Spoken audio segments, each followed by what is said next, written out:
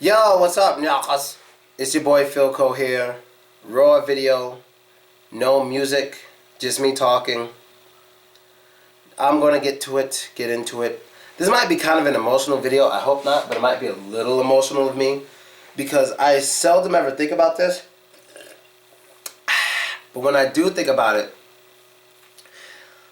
I get a little emotional. Well, this is what I'm thinking about now. My acting career. Most of you know about my acting career. I have videos about it. I don't want to explain it all again. I explained how I became a professional, what acting was like to me before I became, what acting was like for me before I became a professional. I explained how I got into it. I got discovered in the Staten Island Mall. Me and my crew, me and these guys got discovered in the mall, but I was the only one to actually go through with it, and I was like, I'm like the face of the group or whatever now. So sometimes I sit and think about what I do now compared to what I did 4 years ago. What is the difference between me now and me 4 years ago when it comes to my career? Well, now I'm the face of my career. That's one thing that's better. I'm the face. Everywhere I go in Russia, and I got to go to Ukraine and maybe go to Turkey, I'm the face of everywhere I go. Wherever I go into the class, I go into the party, whatever. I'm the man. I'm the guy people are there to see. Everyone knows me. People walk in the room, girls get nervous. I feel let's go, blah, blah, blah. Like, I'm the face. That's me. But the difference here is what I'm doing now is on a much lower scale than when I was, not money-wise, because it's about the same in the end. It's about the same. It's on a much smaller scale than Hollywood. Like, this is something else. This is less than Hollywood. Not saying less as in it's not as good because I enjoy what I do, but it's on a lower scale. If I were this big with these people as I am, if I were as big in Hollywood as I am with these people, I'd be humongous. You understand what I mean?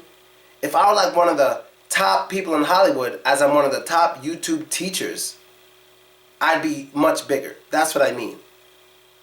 So sometimes I think about it, it's like, did I make the right decision? Right when I left Hollywood, not when I say Hollywood, I mean the film industry. I never lived in California. Right when I left Hollywood, it was basically to come to Russia. I chose Russia over Hollywood. Simply because the fact that it was about me now. It was about me. Like, I'm the face. Everything's about me. When I was in Hollywood, I usually did extra work. A lot of people want to know how to become an extra. It is a battle. Especially if you come in fresh off the street. If you fresh off the street, that basically means you have no training in acting. I came fresh off the street. No training. It's going to be very hard for you. And odds are, 99% of the time, you're going to stay in the background. But let me give you something interesting about one dude who came from the background. Now he's a big star. If you watch the movie Training Day, there's an actor in there who is now one of the biggest black stars in the world. Actors. I'll say maybe top 10, especially because of his commercials. He's top 10. He was a background actor in that movie Training Day. Do you know who it is? Terry Crews. Or Crew. I don't know. I don't know if there's an S. I add S's a lot after names. I don't know how I do it, but Terry Crew. I don't know if it's Crews or Crew, but I'll just say Crew. Terry Crew. He was an extra. He had no lines. He said nothing. He just stood there looking tough behind a gang member when Denzel Washington was like, "You motherfuckers will be playing basketball at Pelican Bay." He's standing there as an extra. No lines. About 5 years later, he's becoming one of the biggest stars.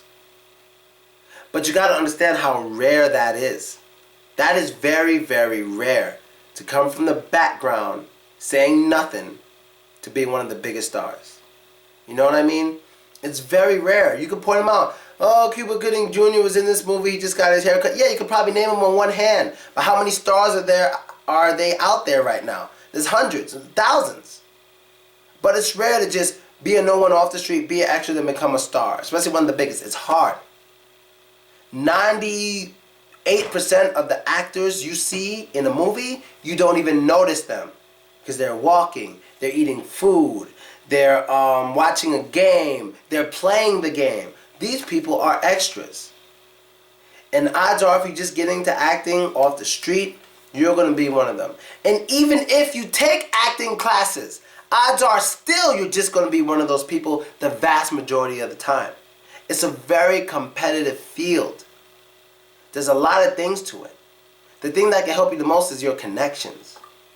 Having some money on your own helps too. You get good headshots and all that stuff. But still, connections. Like, the acting world is so competitive, man. I can give some examples, man. My problem was, I could have been much bigger. But my problem was I had pride. At times I had pride and at times I didn't. There were two basic phases I went through with acting. One where I didn't give a damn about pride. I was just happy to be making some money. And that was like, I guess, the first half. And the second half, somewhere along the lines, I got pride. And I wanted to do things because I wanted to do it. And I wanted to look cool. So basically, the first half of it, I'd take whatever job given to me. I didn't care. I'm like, hey, it's money. I'm gonna do it. You know, when I sat around people, other actors, what other actors will always talk about in the background, what they're always going to talk about, they're always going to be like, yeah, I studied here, I was in this movie, I was in that movie. They all try to make themselves look bigger than everyone else, when in the end, we're all in the background. The first half of my career, I always made background jokes. I would always say, look, we're in the background. None of you are special. And then everyone will start laughing. I'm like, me too. I'm in the background. But you see, I admit it. I don't act like a star. We in the background. Let's be professionally, no, I would say let's be professional breathing items. Let's be the professional breathing items that we are. We're breathing items that can move. Let's go do our job, get money, then go home to our wives or boyfriends, whatever we have. You know, that's what I would say, and it would offend some people. Then some people just start laughing like, yeah, we're in the background, whatever. Because they will try their best to look cool, to look famous. Every Hollywood actor has this mentality that's in the background. Oh, I'm just doing this for now because there's no good work out there that I like. Get the fuck out of here. You know, it's just bullshit. They all try to seem so tough and it just pisses me off. But the problem with me is the second half of my career, I fell into that.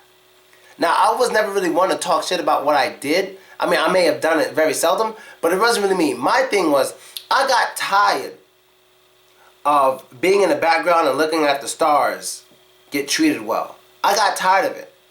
I got tired of knowing that the people who were in front of the camera were making so much more money than me. It started to bother me. My ego started to get to me because I was doing it for so long, and it started to bother me. So what did I do? I started taking less work. I started saying things to my agents like, if this is regular background walking back and forth, I'm not going. Which isn't good. You know, I got tired of standing up. Cause you know, when you're an extra, a lot of times you gotta stand up and wait for them to fix the camera. You just stand there in the street, and you know, I just got real tired of it. I started to get real tired of it. Then towards the end of my career, I'd say the last 6 months when I was acting, things got real big and it made my head even bigger. Like I had the role in Person of Interest. I was the first black person on the show. You know, within the first minute of the show, first episode, you see me. I was the first black person on that show. I was also the first black man to have a line on Gossip Girl, but that was a while ago. And then there was Spider-Man, my first principal role. Went to the audition and everything, killed the audition, got the role, treated as a principal, still getting paid from that movie to this day. So when all of that happened, like within the last 6 months, and something else I did, it was a Victoria's Secret commercial. Made great money from that. And all this happened within the last 6 months of me acting. After that, I said, I'm not doing anything else unless I'm a principal actor, like I was in Spider-Man. And that's when my ego just got too big and I stopped acting. I didn't want to be looked at as someone who could possibly do extra work. I didn't want it. I just wanted to basically be treated like, not a star, but like a B-list celebrity. I was ready for it. So I started making YouTube once I stopped acting. And one thing I noticed about YouTube is that, for me, it went real fast. Because like the average actor who has a YouTube page maybe has 1,000 subscribers. You know, I had 2,000 subscribers my first month. You know, and they had their page up there for years. You know, a lot of actors, you know, like the background actors and extras, when they used to talk about YouTube before I knew anything about it, because I'd never really used it. When they were using it, you know, people were like, yo, I got 1,000 views this month. That was the shit. If you get 1,000 views in a month, that was the shit. That was literally the shit. I'm not trying to hurt anyone's feelings, any of my actor friends watching this, but you know what I'm talking about. You get 1,000 views in a month, you're the shit. Now if I don't get 1,000 views in a day on my big channel, something's wrong. You know, so I just definitely destroyed the YouTube world. in comparison to my fucking my acting compadres. You know what I mean? I just destroyed it. So now people who still do background work now know me as a guy who got out of background because I do YouTube now. That's exactly what happened. But maybe they don't know. Maybe they're going to know now. But in a way, I'm thinking about going back. I think about it often. You know, it's an exciting career. Of course, I'll have to move back to America, which isn't a problem. It's an exciting career. You know, you could be so many different people. But, you know, being black, what do I do? I'm usually in jail, usually shooting somebody. I was on Law and Order shooting somebody. I'm usually, you know, getting arrested in the holding cell. I'm usually in a gang. I'm usually looking like a dancer. You know, it's just fun being all these different things. I'm usually at parties. You know, I'm usually gay. I've been gay how many times? They had me be gay like 4 times. When I was younger, I don't know why they always pick me for the gay roles, but I got it like 4 times. And it was all in the span of like 3 months. I was like, whoa, no homo. And when I did Spider-Man, my photo double, completely gay. I'm like, this is the guy you can find who's the most like me? And I mean, he was flaming. I was like, God damn it. You know? And so that's basically it, people. I mean, I think about going back to acting a lot. I literally have to October 30th to make up my mind. Because if I don't pay my Screen Actors Guild dues by October 30th, I am out of the Screen Actors Guild. I no longer get those benefits, and I'm no longer a professional actor in America. So I gotta think wise. I mean, I owe like $350. I mean, I could pay it at any moment, but it's like, is it worth paying it? Am I going to use it? Am I going to do anything? Am I going to get back into acting? And when I pay, you know, I'm going to go into the Screen Actors Guild office because I do everything in person. And that feeling when I walk in there is a really good feeling, you know. It's a real good feeling because I remember when I first started acting, my dream was to be in the Screen Actors Guild. And then I did it. My dream was to get a principal role. And then I did it. You know, and it's like, why did I stop there? Imagine if I put all this YouTube energy into my acting career. What could have happened? I think about that a lot. If I put all this energy, all this time that I do out here in Russia, that I do on YouTube, if I did that with my acting career, would I be like Terry Crews? You know, I think about it. You know, and the whole thing with the Spider-Man thing is, Mark Webb, the director, personally made that role for me. Personally. Nigga, personally. Personally, I'm a YouTube dude. People watch my videos. I would not say Mark Webb and make a lie on camera on YouTube for nothing. He made that role personally for me. This is before YouTube.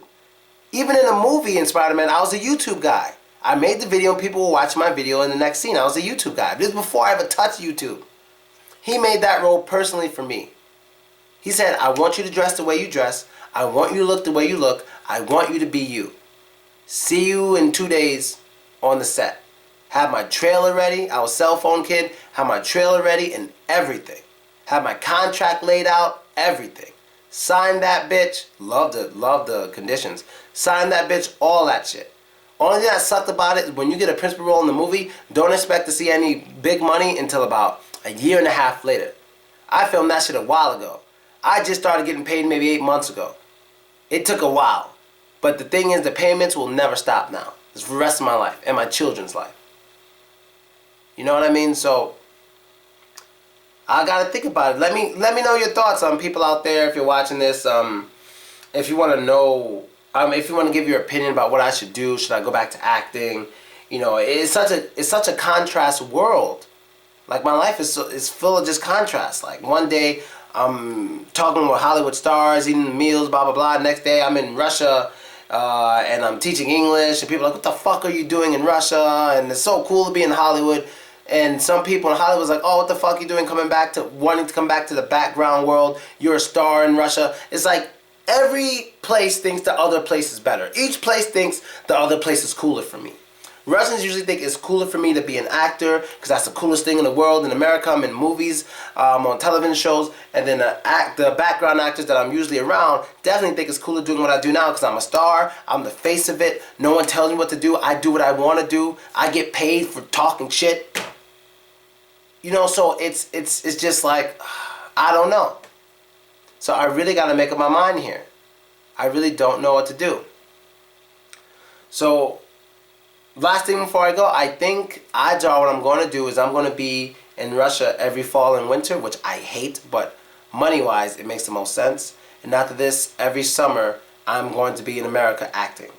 That's what I'm going to do. So for 6 months of the year, it's going to be America. And 6 months of the year is going to be Russia, Ukraine, Turkey, and wherever else they invite me. So I think that's what I'm going to do. I think I made up my mind. So this winter, this fall, I'll be here. But basically in May, after my birthday, or whenever the work stops, I'm planning on going back to America, getting back into acting. So I guess what I'm going to do right now is pay my Screen Actors Guild dues and get back on the ball. And I'll make YouTube videos about what I'm filming and stuff.